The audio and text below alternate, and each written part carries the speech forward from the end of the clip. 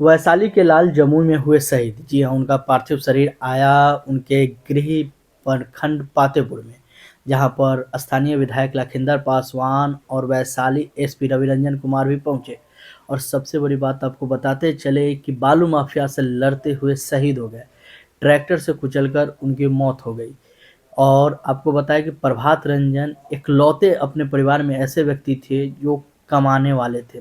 इससे पहले वो शिक्षक थे। शिक्षक के बाद इतने टैलेंटेड पर्सन वो थे, आप सोच लीजिए कि शिक्षक के बाद उन्होंने रेलवे में नौकरी किया। और रेलवे में नौकरी करने के दौरान उन्होंने 2018 जो दरोगा बहाली आया था उसमें उन्होंने निकाला, और फिर 2018 बैच में वो दरोगा बने। लेकिन किस्मत को कुछ और मंजूर था और वो शहीद हो गए। उनकी 3 साल की एक बेटी है और एक 3 माह का मात्र बेटा है। पूरा परिवार का हौसला टूट गया है। और क्यों न टूटे, किसी का जवान बेटा इस तरह शहीद हो गया हो। वैशाली एसपी पहुंचे हैं, तमाम आलाधिकारी, तमाम पुलिस प्रशासन, तमाम लोग पहुंचे हैं, ढाढ़स दे रहे हैं। सैकड़ों नहीं हजारों लोग गांव के वहां पहुंचे हैं।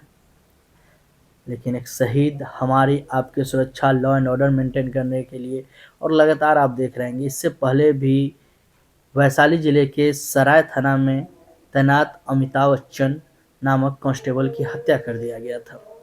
वहां पर हत्यारे, तो उसके बाद पुलिस ने एक्शन लेते हुए उस पर कार्रवाई किया। चलिए देखें। और जो लोग नए हैं फॉलो करें, सब्सक्राइब करें, शेयर करें दी वैशाली एक्सप्रेस।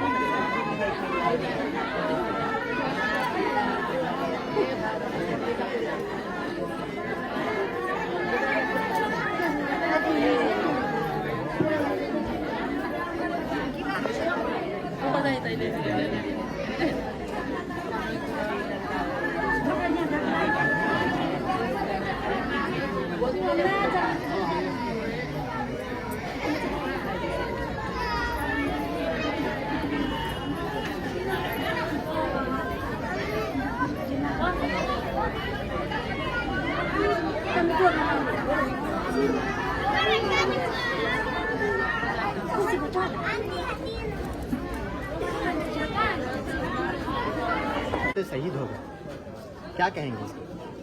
देखिए, बड़ी दुख का विषय है। खासकर एक परिवार के लड़का तो हमारे यहाँ का शहीद हुआ ही। उस परिवार के प्रति, उनके पूरे परिवार के प्रति हम लोग की संवेदना है। और यहाँ जितना लोग उपस्थित है सब लोग उसके परिवार के प्रति संवेदना व्यक्त करने के लिए आए हैं। हम सब लोग दुखी है। उस लड़का कुर्बानी तो दे दी, अपने दायित्व कर्तव्य पर निर्वहन करते हुए उन्होंने कुर्बानी दे दिया। ये हमारे पातेपुर के लिए और खाली यहाँ के लिए बहुत गौरवान्वित विषय है। लेकिन दुर्भाग्य इस बात के है कि इस परिवार ने एक लड़का को खो दिया और हम सभी ने एक होनहार लड़का को खो दिया। ये दुख का विषय है। हमारी संवेदना पूरी तरह इनके साथ है। लेकिन अभी हमने वैशाली एसपी से कहा कि भाई इसके पत्नी जो है पढ़ी लिखी है, तो कम से कम अनुकंपा के आधार पर इसको तुरंत नौकरी मिलनी चाहिए। 25 लाख रुपया सरकार को देने का प्रावधान है। यदि चौकीदार भी ड्यूटी पर कार्यरत है और उसकी मृत्यु होती है तो 25 लाख रुपया उसको दिया जाता है। लेकिन मैं सरकार को मांग कर रहा हूँ कि भाई बालू माफियाओं के द्वारा इस लड़का को जान ली गई है। अब बिहार के अंदर बालू माफिया, दारू माफिया अगर इसी प्रकार जान लेते रहे, पुलिस प्रशासन के भय उसके मन के अंदर नहीं रहे, तो बिहार के लोग सुरक्षित कैसे रह पाएगा।